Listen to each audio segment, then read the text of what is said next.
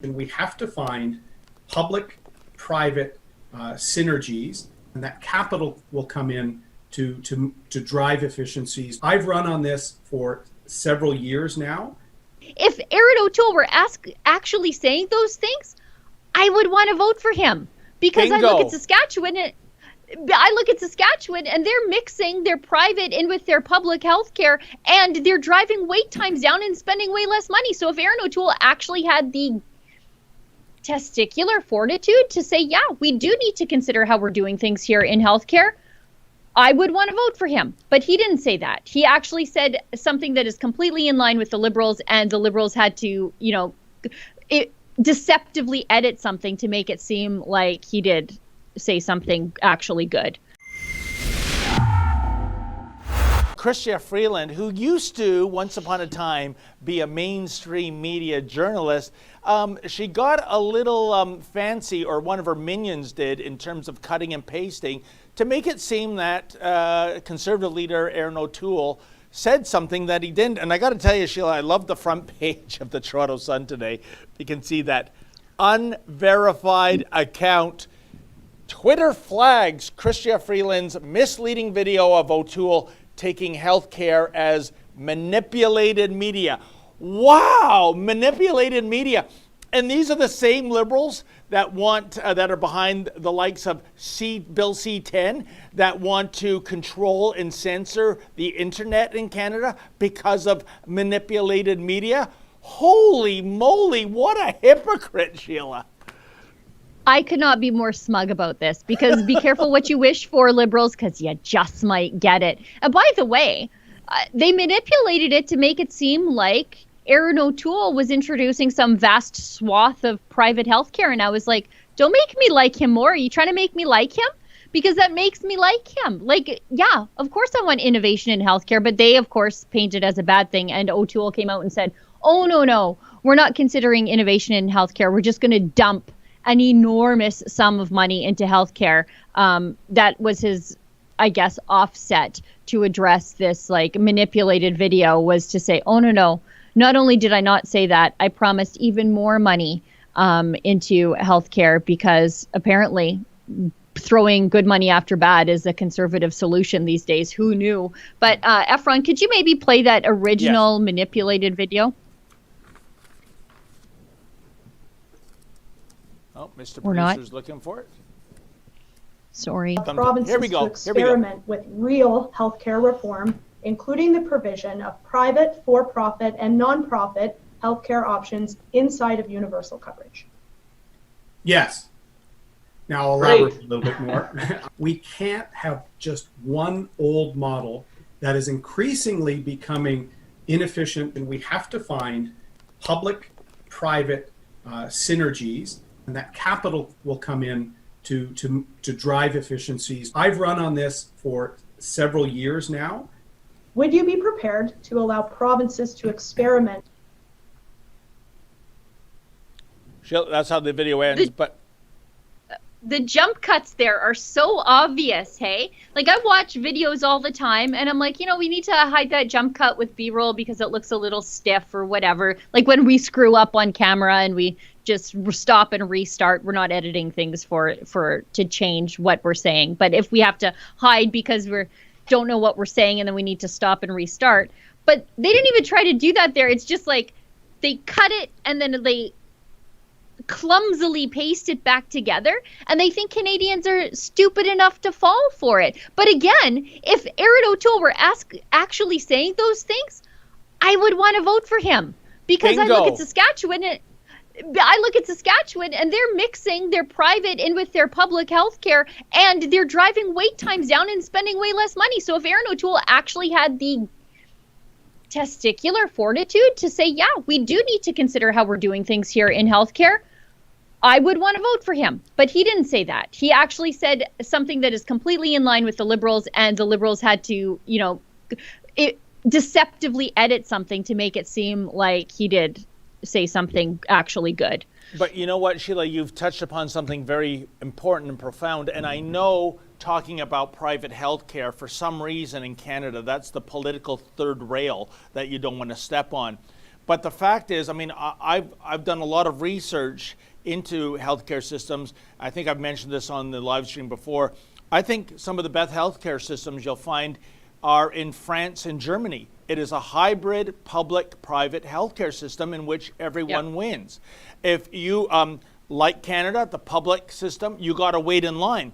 But if you have the do-re-mi to get to the private system, you get out of that line, you get seen right away, and meanwhile, the line shortens for everyone else who doesn't have the money. And by the way, it is a falsehood that the private system is the Cadillac and the public system is the Kia of healthcare. No, that's not true.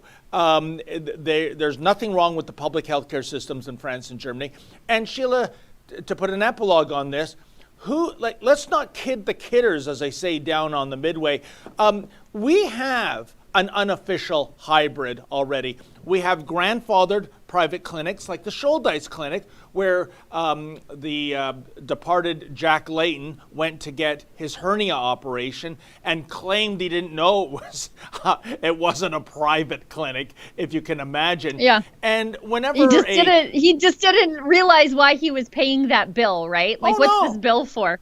Yeah, and he didn't notice that the copies of National Geographic weren't a decade old in the waiting room. Anytime there is a Toronto Maple Leaf or Raptor or Blue Jay that needs an MRI, you think they're getting in line for weeks, folks? No, it's done right away, and they make some kind of donation, I understand it, some way to allow them to jump the queue. So don't give me this bullshit that we don't already have private health care. It depends on who you are, however. Yeah, also, if you're a Canadian with a couple of bucks to rub together and you need a knee surgery, the hell you're going to wait for 2 years in Alberta's system.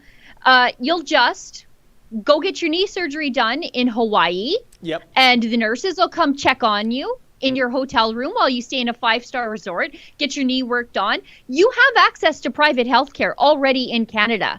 There is a two-tiered system. You just have to go to the United States to access it. For me, I think, wouldn't it be better if those dollars stayed in Canada, that we weren't paying American nurses to operate on Canadians? Why don't we have a secondary healthcare system for people who can afford it? That money stays in our economy. Instead, we've got this huge medical tourism industry, and we aren't seeing any of the bucks. No, that's a great point, Sheila. And the other point, I think, too, is that this is not a sustainable model as the population ages. No. People are living longer and longer, but they're having medical issues, hip replacements, knee replacements, you name it. And there's already an exorbitant amount of tax dollars in the here and now going towards healthcare. In 10, 20, 30 years, wow, this is a crisis in the making, Sheila. Well, and we're running out of time here pretty rapidly, but we should get to Justin Trudeau's response to that deceptively edited video, because it's literally flagged by Twitter, who the Liberals tell me is the arbiter of truth. Now, I don't think Twitter is the arbiter of truth, but the Liberals sure want us to believe it is, and they're going to put the power of censorship in Twitter's hands, right? And big tech and social media, they trust them to censor us and to label CBC. things as... Yes, and to label things as misinformation. So, and those clumsy jump cuts. I mean, do you guys not have a 15-year-old that you know that can edit a video properly? I mean, that was terrible. Maybe we're spoiled because we work with some of the best video editors in the business, but that was awful. Yes. But when Justin Trudeau was pressed on Twitter, labeling this as manipulated media, and everybody can clearly see that it's been deceptively edited. Let's throw to Justin Trudeau's response. Of the fact that Twitter says that a video that was posted by Freeland has been manipulated, and now legal counsel for the Conservative Party is asking for an immediate investigation into that video. What's really important here is that in the middle of a pandemic, Erin O'Toole came out unequivocally in support of private health care, in terms of for-profit health care. We posted the entire interview we posted the entire interview in its entirety And I encourage all Canadians to take a look to see what Erin O'Toole has to say about what he sees on the future of healthcare. Of the fact that Twitter. Wow. You know, Sheila. Liar. What a liar. Oh, yeah, the entire interview in its entirety. Boy, there's a redundant sentence. You know, Sheila, this is incredible. Last week, I would argue, that was week one of the election campaign. Erin O'Toole had a pretty good week, I think. Yeah. And Justin Trudeau had a pretty horrid week. And 1 week into a campaign doesn't mean that there can be a reversal of fortune by the time September 20th comes along. But wow, we are starting off week two with a pretty bad week ahead for Justin Trudeau. Like you said, doubling down on a lie. What is he thinking? He looked directly into the camera, so into the face of Canadians, and lied right to them. Lied through his teeth right to them. And what an insult to the intelligence of Canadians to think that they can't believe their own their lion eyes. They saw the same thing we did. And by the way, the interview is actually out there in full. I think the Conservatives might have even posted the unedited version. Whereas Justin Trudeau is completely lying. You know, like, here's this other video showing exactly what Erin O'Toole said, which I was not impressed with what he said in reality. But I mean, like, it's out there, and Justin Trudeau is still lying to Canadians. And for, I think, people who are kind of on the fence about him and have seen they've seen other questionable ethics things. I think we're on Trudeau Investigation 3 or Trudeau Ethics Decision 3. They're numbering them now. For a lot of people who think that, you know, like, can we even trust him? They know you literally can't trust him now. Like, sure, he's taking gifts and he's taking holidays and whatever, but this is looking right into the face of Canadians and lying to them. For a lot of people, that's a deal breaker. And Sheila, I think what's very important, his first sentence in his response was, and I quote, "In the middle of a pandemic, ... and then he goes down to double down on the lie. Yeah, in the middle of a pandemic. If the health and safety of the nation is so crucial right now, why did you call an unwanted, unnecessary election, Prime Minister Justin Trudeau, in the middle of a pandemic?"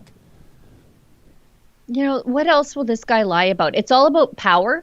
So he doesn't care if he's lying. He doesn't care. He didn't care if it's the middle of a pandemic. And again, I don't think it's an emergency, but the Liberals won't shut up about what an emergency it is. And he calls an election just so that he can seize more power for himself, when the federal government has never had more power than during this pandemic. And yet he wants a majority to ram everything through. He's barely had any opposition from the Conservatives. The NDP are tripping over themselves to prop him up. And yet he wanted more power in apparently a pandemic where it's too dangerous to muse about maybe we should do healthcare differently. This was a vanity election, and I bet you, Sheila, if we were friends of Justin Trudeau and we could go into a little room and have a private discussion, I am betting you he's got buyer's remorse right now. I think some Liberal voters might feel the same way. Oh, yeah. And some of the Liberal candidates watching in horror, especially those who don't qualify for a pension because they haven't put in enough time yet. I think if he had to do a do-over in a heartbeat, that's my feeling. I might be completely wrong. Maybe he's so blinded with optimism and ego that he thinks he's going to pull off a majority government. And by the way, that's the only way this is a success. If he gets another minority, that's a failure, Sheila. Oh, for sure it is. Yeah. Now, I wonder, though, what happens if he doesn't get a minority or a majority government? Does he resign? Oh, I think he might not resign, but I think the knives are out. Maybe there's somebody like a Pat Carney waiting in the wings to become the new leader of the Liberal Party. But I think if he delivers a minority, it's lights out. There will be all kinds of events leading up to a palace coup, because I don't think he has it in him to step down with grace. I really don't. Might be wrong about that too. But I think that would be the beginning of the end of the Justin Trudeau era. Oh, hi. Hi, that was a clip from our Rebel Daily live stream. It's hosted Monday, Wednesday, and Friday by the big boss man Ezra Levant, and Tuesdays and Thursdays by me, Sheila Gunn Reid, and my good friend David Menzies. On the live stream, we talk about the news of the day, we show some videos, and we interact with our viewers at home. We stream at 12 noon Eastern, 10 Mountain. You can find us on YouTube, Rumble, Super U, and Odyssey.